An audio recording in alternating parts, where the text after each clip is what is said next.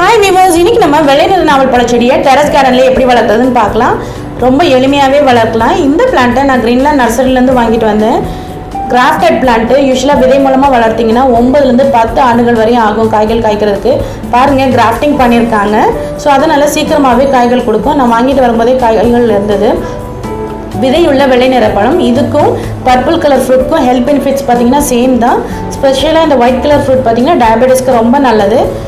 இந்த பிளான்ட்டோட ரூட்ஸ் பாருங்கள், பாலித்தீன் பேக்கை விட்டு வெளியே வந்திருக்கு. ஸோ நம்ம டிரான்ஸ்பிளான்ட் பண்ணும்போது ரூட்ஸ் டேமேஜ் ஆகாமல் பார்த்துக்கணும்.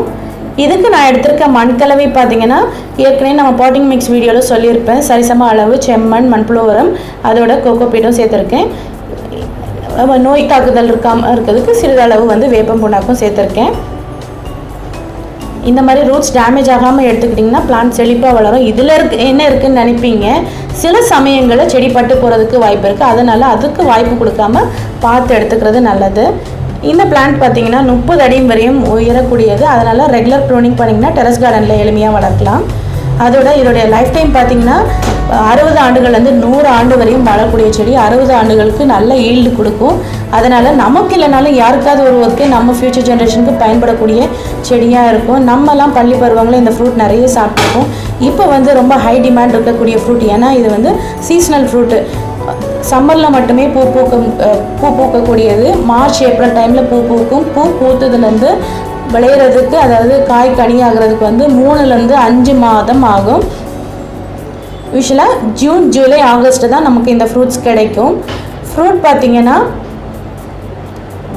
செடியிலேயே பழுக்க விட்டு தான் எடுக்கணும். After harvesting பழுக்காது. ஸோ பார்த்து பழுத்ததுக்கப்புறம் செடிங்கள்லேருந்து பாருங்கள். இந்த மாதிரி பிரேக் ஆகாமல் எடுக்கணும்னா நீங்கள் இதை டிரான்ஸ்பிளான்டிங் பண்ணுற அன்றைக்கி தண்ணி விடக்கூடாது. அப்போ தான் இந்த மாதிரி டேமேஜ் ஆகாமல் நம்ம எடுக்கலாம்.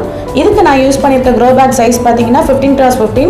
உங்களுக்கு என்ன பிளான்ட் வேணும், அதோட நிறைய ஈல்டு எடுக்கணும்னா நீங்கள் என்ன பண்ணுங்கன்னா பேக் இருக்கும். ஏன்னா கண்டெய்னர், எனி சிமெண்ட் பாஸ் இது வேணால் எந்த பெரிய சைஸில் இருக்கோ அதை யூஸ் பண்ணிக்கோங்க. நான் ஆஃப்டர் 1 இயர் டிரான்ஸ்பிளான்ட் பண்ணலாம், பெரிய கண்டெய்னருக்கு டிரான்ஸ்பிளான்ட் பண்ணலான்ற ஐடியா இருக்குது. அதனால் இப்போ இதுலேயே ஃபில் பண்ணிக்கிறேன். மீதம் இருக்க மண்ணெல்லாம் ஃபில் பண்ணிக்கலாம். 15 days ஒன்ஸ் மண்புழு உரம் போட்டுட்டு வந்தீங்கன்னா பிளான்ட் நல்லா சூப்பராக வளரும். அதோட நமக்கு பூ பூக்கக்கூடிய டைமில் நல்லா நிறைய பூக்கும், நிறைய கனிகளும் எடுக்கலாம். இதோட ஹெல்த் பெனிஃபிட்ஸ் பார்த்திங்கன்னா நிறைய இருக்குது. சுகர் லெவலை ரொம்ப ரெடியூஸ் பண்ணி கொடுக்கும். அதாவது நம்ம இருக்க சுகரையும் சாச்சியும் எனர்ஜியாக கன்வெர்ட் பண்ணி 30% சுகர் லெவலை நம்ம உடம்புலேருந்து குறைக்கும். அதனால் டயபெட்டிஸ்க்கு ரொம்ப நல்லது. டயபெட்டிஸ் இருக்கவங்க இதோட சீடை பார்த்தீங்கன்னா 1 gram of powder daily morning and evening வாட்டரில் மிக்ஸ் பண்ணி சாப்பிட்டிங்கன்னா சுகர் லெவல் கண்ட்ரோலில் இருக்கும். 3 months கண்ட்ரோல் ஆகிடும்.